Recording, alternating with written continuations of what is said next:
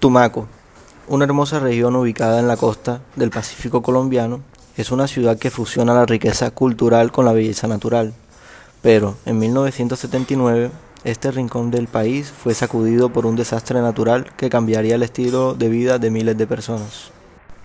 Minutos antes del desastre, Tumaco vivía en su normalidad, dependiendo del mar como su principal sustento de economía y mostrando, como siempre, sus raíces culturales aferradas en la costa del Pacífico colombiano. Nadie se esperaba lo que estaba por venir. La calma y el cielo despejado cubría la tragedia que cambiaría la historia de Tumaco para siempre.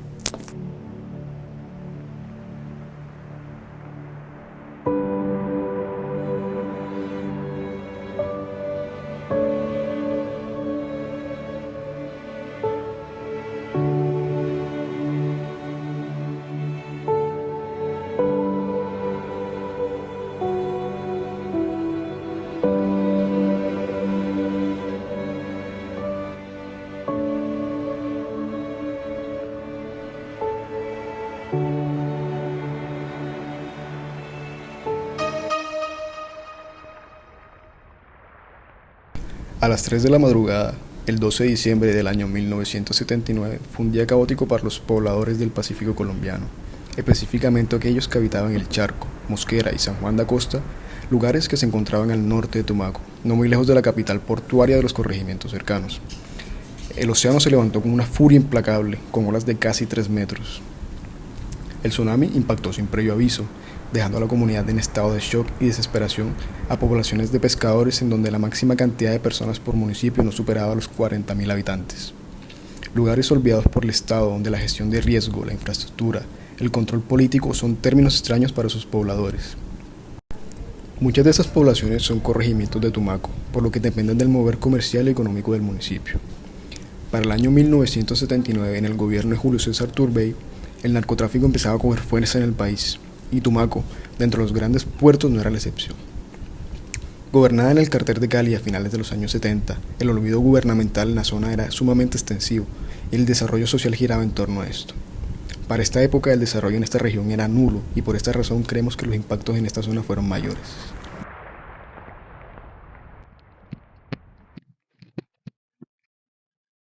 ¿Listo? Bueno, buenas tardes, señor. Díganos su nombre y de dónde viene. Bueno, me llamo Julio Flores, soy de Tumaco, Nariño. Bueno, señor Julio, cuéntenos qué pasó el 3 de diciembre de 1979 y cómo vivió usted esta experiencia. Bueno, yo estaba muy pequeño cuando sucedió todo, vivía con mis padres en Tumaco, vivíamos en una de las mejores casas de Tumaco, y bueno, eso ocurrió en diciembre. Por lo general nos íbamos a donde unos familiares en Cali, pero en ese diciembre, por cuestiones de trabajo de mi papá, nos quedamos. Y bueno, yo estaba acostado ya cuando siento como un temblor y yo, muy pequeño, me levanto llorando y me voy para donde mis padres. De lo que me acuerdo como tal es cuando nos subimos al carro, yo estaba todo mojado y no entendía qué pasaba. Y bueno, después en las noticias y esas cosas, me enteré que gracias a Dios salimos unos minutos antes de que ocurriera la ola más grande que llegó a la costa. Pues después que hizo que tembló la casa, la tierra, y se fue para adelante y después regresó, hizo así como un frío, ahí se desbarató la casita mía. Y prum, prum, prum, cayó todo el ladrillo. Ya después salimos, yo salí sin camisa, mis hijas ahí todos llorando y todo. La casa, como era de madera, el techo no cayó, sino que se quedó, pues. Después salí hacia la playa y vi que venía una cosa negra afuera, como un aguacero. Entonces les dije, ya el terremoto nos dejó sin casa, ahora viene el aguacero y nos moja. Pero nunca llegó. El agua comenzó a subir, subía y bajaba así rápido. Y nunca llegó esa cosa, según dicen pues que era una ola, que se dirigió para allá, para la playa de los mulatos, allá hizo estrago. Allá se llevó todas esas playas por allá. Bueno, señor Julio, cuéntenos, usted nos decía que estaba muy pequeño cuando todo esto sucedió. Nos gustaría saber qué decisiones tomó su familia luego del tsunami qué repercusiones hubo para, pues, para toda su familia, para su padre, su trabajo, qué aconteció después de este tsunami. Cuéntenos un poco, señor Julio. Bueno, como te conté, estábamos muy pequeños cuando todo sucedió y bueno, al gran desastre que hubo, perdimos electrodomésticos, muchas cosas en la casa y bueno, mi familia y yo decidimos mudarnos hacia Bogotá. Y bueno, estando allá me interesó mucho sobre qué pasó, desconocía mucho sobre el fenómeno que ocurrió y de ahí me interesó la geología y la estudié en la Universidad Nacional de Colombia. Ese 12 de diciembre, a las 3 de la mañana, un sismo de magnitud 8.2 se generó cerca del borde entre Ecuador y Colombia, a tan solo 240 kilómetros de los municipios afectados, por el movimiento de la placa de Nazca, la cual subduce en la placa sudamericana todo el tiempo. Pero este sismo no solo sacudió la tierra, sino que desplazó el agua. El Océano Pacífico en todo su esplendor se movilizaba a las costas de Colombia con olas cada vez más altas. Según testigos, olas de hasta 3 metros arrasaron con todo a su paso. Casas, ganados, carreteras e incluso cobrando la muerte de más de 600 personas. 38 en Tumaco, 43 en El Charco, 161 en San Juan, en Mulatos 64 y más de 700 desaparecidos en toda la zona afectada. En Tumaco colapsaron muchas viviendas, más de 1.200 según los censos realizados. La mayoría de ellas fallaron por efecto de la licuación del suelo, pero no fue gravemente afectada por el tsunami. Dale. Bueno, señora, díganos su nombre y de dónde vive. Bueno, yo me llamo Marely Carabalí y soy de San Juan de la Costa. Bueno, señora Marely, cuéntenos qué pasó el 12 de diciembre del 79. Yo no sé realmente qué pasó, yo me acuerdo que yo me había acostado tarde con mis pelados porque estábamos armando la Navidad. Entonces mis pelados se acostaron tarde conmigo. Entonces justo cuando yo estaba agarrando un poquito de sueño, sentí como se me movió la cama así, yo me asusté. Pero entonces la casa se movía feo, entonces yo agarré mi pelado y me fui para afuera. Y ya, se nos dañó toda la casa, pero ahí, no. Y ahí mismo cuando gritaba la gente, pues corrían, cuando ya que viene la ola ya vieron que se creció el mar y venía la ola. Pues afortunadamente la ola no hizo tanto estrago como el terremoto, el movimiento de la tierra, la ola fue menos que el movimiento de la tierra. El movimiento de la tierra fue más fuerte. ¿Ah? Entonces se cayeron las casas y cuando llegó la ola barrió con las casas que habían, unas, otras quedaron paraditas canteadas. Así sucedió. Entonces ahí yo y un hermano que ya murió también, llegaron unos doctores, una gente pues a socorro aquí, todas esas vainas, unos doctores que no tenían a dónde vivir a veces, pues le dijimos, hombre, acá arriba hay un firme, que nosotros habíamos hecho una cooperativa con el padre, el párroco de aquí, de esta parroquia. Y hicimos esa cooperativa de agricultores. Fuimos colaborando el alpadre, hicimos sembrado de cacao, plátano. ¿A usted no les da miedo vivir aquí? No, tenemos todo valor, estamos resignados a todo. Dios manda, Dios verá. ¿En qué momento dado viniera la ola? No, pues la ola da tiempo, mira, la ola da tiempo. No es como, supongamos, un terremoto, una erupción de un volcán. La erupción de un volcán, en el momento hace la erupción y se voltea el pueblo. La ola siempre hace los vientos fuertes, ven uno, enseguida coge canoa y se evacua. ¿No? Se evacua en una canoa, ¿entiendes? Señora Marely, pero No, cuéntenos. pero mira. Lo que pasó es que yo cuando salí con mis pelados, yo me empecé a sentir como agua en los pies. Ajá. Pero entonces yo dije, pero muy extraño, porque no estamos en época de lluvia y yo no vivo cerquita del puerto. Entonces yo dije, pues, ¿qué está pasando? En San Juan de la Costa eso es muy raro que el agua se suba así porque ya uno sabe la temporada. Entonces uno estaba aquí pensando que era lo que había pasado. Entonces yo le dije a mis pelados que se subieran en un palo. Entonces cuando yo sentí el azotazo de la ola y me golpeé allá, mira, acá tengo una cicatriz que me dejó eso. Entonces cuando yo sentí ese golpe, porque yo tenía el pelado agarrado, cuando yo sentí ese golpe, yo agarré mi pelado y me subí en un palo que tenía en el patio con mi pelado, porque yo ni me dejaba a mi peladito. Bueno, señora Marelis, ¿y qué le pasó a su casa? ¿Se la arreglaron? ¿Se le cayó? ¿Qué le pasó? No, mijita, eso duró mucho tiempo. Mi casita quedó toda destruida y yo chiquito con mi pelado chiquito, y el gobierno que supuestamente que en un mes y nos iba a reparar la casa, y pasó un mes, 2 meses, 3 meses, y no nada más fue mi casa. Todas las casas de aquí, cerquita, todas se destruyeron. Entonces nos tocó entre toditos buscar palos, madera y hojas para construirnos el techo. Señora Cande, señora, vayan preparando el tinto para aquí, para la visita.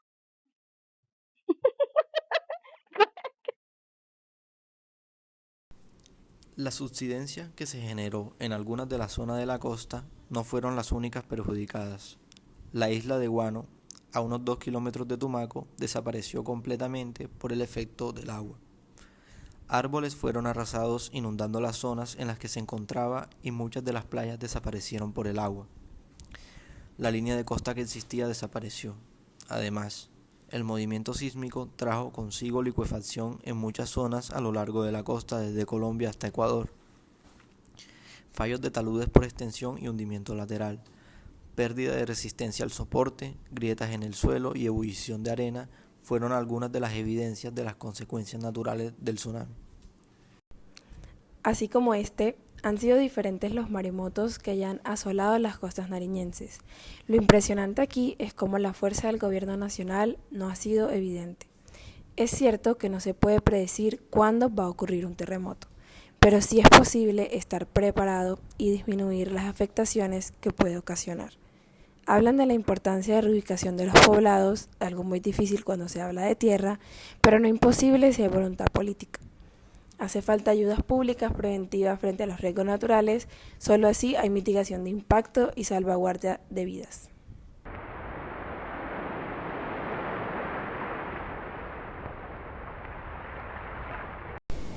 Un tsunami es una serie de olas marinas que se producen como consecuencia de un terremoto, un deslizamiento de tierra submarino o un volcán submarino. Las olas pueden alcanzar alturas de hasta 30 metros y pueden viajar a velocidades de hasta 800 kilómetros por hora. Los tsunamis se forman cuando el fondo del océano se desplaza repentinamente, liberando energía que se propaga en forma de ondas. Estas ondas se propagan por el agua a una velocidad que depende de la profundidad del océano. A medida que las olas se acercan a la costa, se ralentizan y aumentan de altura. En el caso del tsunami de Tumaco, este fue ocurrido debido a un sismo. Los sismos presentan diferentes características que ayudan a identificar cuáles sí pueden generar un tsunami. Para que se produzca, se necesita como condiciones mínimas que, primero, su intensidad sea mayor a 5, según la escala de Richter.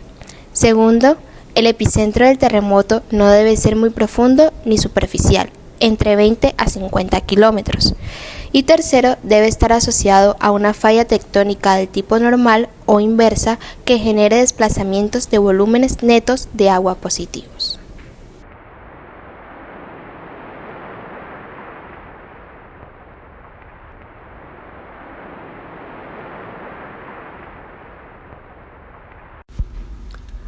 El tsunami de Tumaco de 1979 ocurrió a las 3 de la madrugada un 12 de diciembre, y este tuvo una magnitud de 8.2 en escala de Richter. El epicentro de este terremoto se encontraba aproximadamente a 75 kilómetros de la costa de Tumaco en el Océano Pacífico. Este tsunami llegó a la costa de Tumaco aproximadamente a las 3:30 de la madrugada, generando olas de más de 3 metros que arrasaron con todo a su paso. Los pueblos costeros, como pueden ser El Charco, San Juan de la Costa, Mosquera y otros, fueron completamente destruidos. El tsunami de Tumaco causó la muerte de más de 500 personas y dejó más de 1000 heridos. Cabe resaltar que estos censos de muertes y heridos no son muy exactos, ya que el DANE no había realizado encuestas de población existentes desde hace más de 10 años en esta época. Otro factor importante son los daños generalizados a la infraestructura pública, incluyendo lo que son destrucción de viviendas, puentes, escuelas, hospitales y edificios gubernamentales. Otro factor importante son los servicios públicos, ya que también se vieron sumamente afectados, incluyendo lo que es el agua potable, la electricidad y las comunicaciones. Este daño en las comunicaciones contribuyó a que la situación fuera cada vez peor, ya que de por sí esta región siempre se ha encontrado lejana de todo el país y después del desastre no había ninguna comunicación con el resto del mundo. Para este tsunami no hubo una advertencia alguna, ya que en esa época no existía una alerta temprana de tsunamis en Colombia. La marea y el oleaje son factores importantes para entender los impactos del tsunami de Tumaco en 1979. El nivel de la marea es un factor importante para entender los impactos de la inundación de la costa debido al tsunami. Como el evento sucedió cuando estaban en marea alta, los niveles del agua ya eran bastante elevados, lo que permitió que el agua penetrara en la costa y causara muchos más daños. Además, las características del oleaje en Tumaco son unas olas que rompen directamente en la playa debido al fondo marino, por lo que esto contribuyó en la fuerza del tsunami, que la fuerza del tsunami fuera mucho más destructiva, generando erosión e inundación en la costa.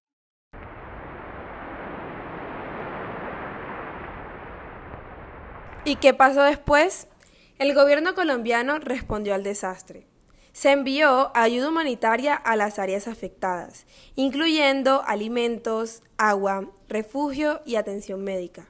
Sin embargo, fue muy demorado y los líderes políticos se apoderaron de eso para utilizarlos como beneficio personal y compra de votos. El gobierno recibió ayuda humanitaria de varios países, incluyendo Estados Unidos, Francia, España y Japón.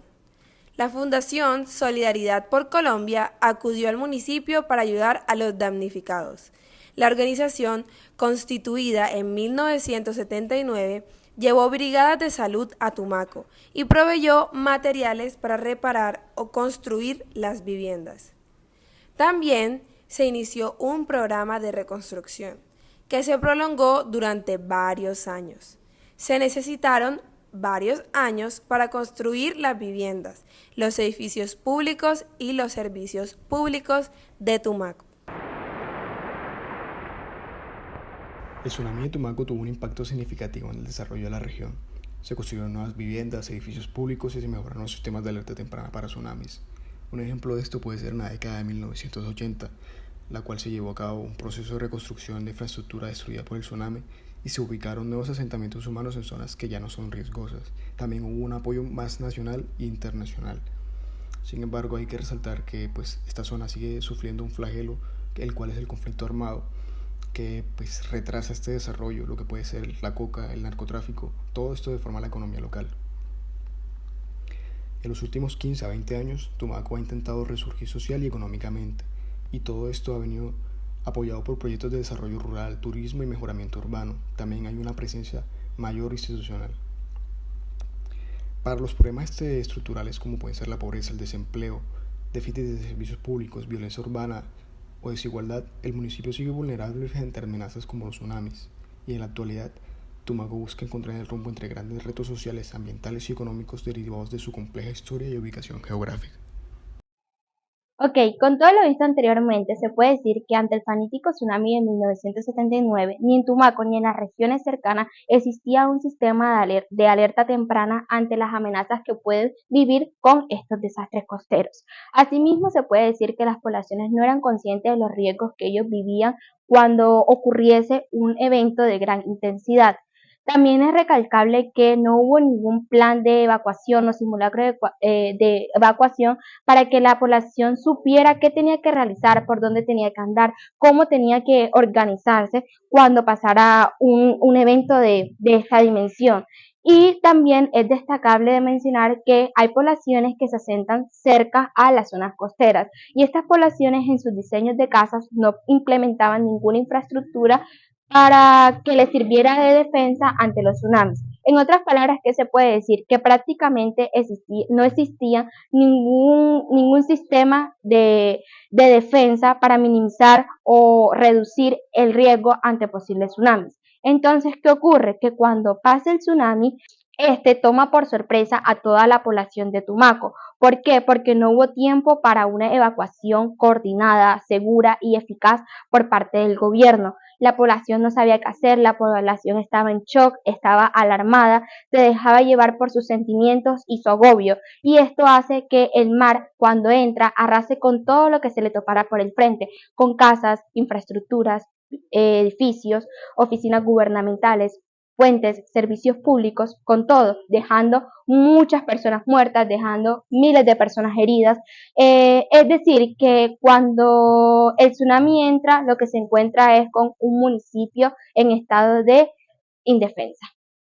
¿Qué pasó tras la tragedia? Bueno, tras la tragedia se tocó vivir y trabajar principalmente con damnificados, con escasez de recursos, con daños en la infraestructura, y por eso esto trajo consigo un trabajo de recuperación y de reconstrucción en viviendas, oficinas gubernamentales, puentes, vías, carreteras, y también esto ayudó para empezar y recrear la base de un sistema de alerta ante posibles tsunamis, teniendo en cuenta la actividad sísmica. También se identificaron zonas de alto riesgo para saber y guiar a las personas en dónde asentarse, en qué lugares pueden vivir, en qué lugares no, y se promulgó su reubicación y un refuerzo estructural, es decir, en la infraestructura que estos utilizaban en sus viviendas. Asimismo, se empezaron también a diseñar algunos simulacros y planes de evacuación ante posibles riesgos de tsunamis y planes de contingencia. Es válido recalcar que todo este proceso fue muy lento y aún le falta mucho por hacer en términos de preparación y mitigación de desastres naturales y de riesgos. Pero se puede recalcar que estas son las bases de un nuevo sistema de ayudas humanitarias y de planes de riesgo en Tumaco. Muchas gracias.